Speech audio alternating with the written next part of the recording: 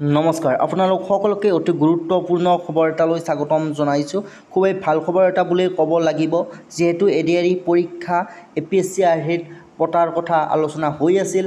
Prelims, mains আৰু viva তিনিটা পৰ্যায়ত এডিআৰই পৰীক্ষা হোৱাৰ কথা আছিল, কিন্তু এই কথাটোলৈ বহুতে বিৰোধ কৰিছিল। আৰু যিহেতু পৰীক্ষালৈ মাজত মাত্ৰ 2 মাহ সময় আছে, গতিকে বিভিন্ন ধৰণৰ অসুবিধাৰ সৃষ্টি হৈছিল।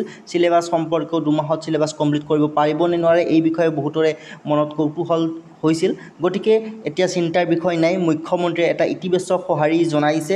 যিহেতু বহুতে এই কথাটো বিৰোধ কৰিছিল, মুখ্যমন্ত্ৰীয়ে এইমাত্ৰ জনাইছে যিহেতু পৰীক্ষালৈ মাজত মাত্ৰ 2 মাহ সময় আছে আৰু প্ৰিলিমছ, মেইনছ বা ভাইভা যিহেতু APSCৰ আৰ্হিত পৰীক্ষাসমূহ পাতিলে 2 মাহ সময়ত হয়তো ছাত্ৰ ছাত্ৰীসকলৰ কিছু অসুবিধা হ'ব পাৰে। সেই গতিকে এডিআৰই এক্সাম যোৱা বছৰ যেনেদৰে হৈছিল বা আগৰ নিয়মতে এডিআৰই এক্সাম পতা হ'ব বুলি এটা কথা জনাব বিচাৰিছে মুখ্যমন্ত্ৰীয়ে। লগতে কৈছে বিবেচনা কৰি 2 এদিনৰ ভিতৰত ফাইনেল ডিচিশ্যন জনাব। আৰু মুখ্যমন্ত্ৰীয়ে স্পষ্টভাৱে কৈছে, যিহেতু চৰকাৰ ৰাইজৰ পক্ষত থাকিব লাগিব, ৰাইজে যিটো বিচাৰিছে সেইটোৱে হ'ব বুলি জনাইছে। আপোনালোকে মুখ্যমন্ত্ৰীয়ে কি কৈছে, নিজে মুখেৰে কি কৈছে, সেই কথাখিনি আপোনালোকে এবাৰ শুনি লওক আৰু নিজে এবাৰ বিবেচনা কৰক। গতিকে ভাল খবৰ আহি আছে, আপোনালোকে অপেক্ষা কৰক। এডিআৰই পৰীক্ষা যোৱা বছৰৰ দৰেই হ'ব, যোৱা বছৰৰ নিয়মতে হ'ব। আৰু যিসকলে এতিয়াও ভালদৰে প্ৰিপাৰেশ্যন ষ্টাৰ্ট কৰা নাই, আপোনালোকে এইখন গাইডবুকৰ যদি প্ৰিপাৰেশ্যন কৰিব পাৰে, যিখন গাইডবুকত আপোনালোকে সম্পূৰ্ণ চিলেবাছ অনুসৰি A to Z 13,000তকৈ অধিক কুৱেশ্যন আনচাৰ লাভ কৰিব। এইখন গাইডবুকৰ পৰা যোৱা বছৰ যথেষ্টখিনি কুৱেশ্যন আনচাৰ কমন আহিছে। গতিকে যিসকলে ডাউনলোড কৰি লোৱা নাই, ডাউনলোড কৰি ল'ব পাৰিব। ডাউনলোড লিংক ডিছক্ৰিপশ্যন বক্সত দিয়া আছে। চ' এতিয়া আপোনালোক মুখ্যমন্ত্ৰীৰ কথোপকথনখিনি চাই লওক।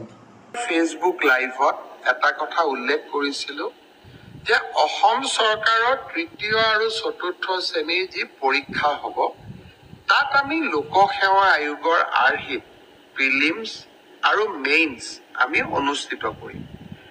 2-এজন ব্যক্তিয়ে মোক জনাইছে যে পৰীক্ষাত নতুন নিয়ম এই বছৰ কৰিব নালাগে, কাৰণ আৰু যিহেতু 2 মাহ আছে, গতিকে আমি পুৰণা বা আগৰবাৰৰ দৰে পৰীক্ষা পতাটো উচিত হ'ব।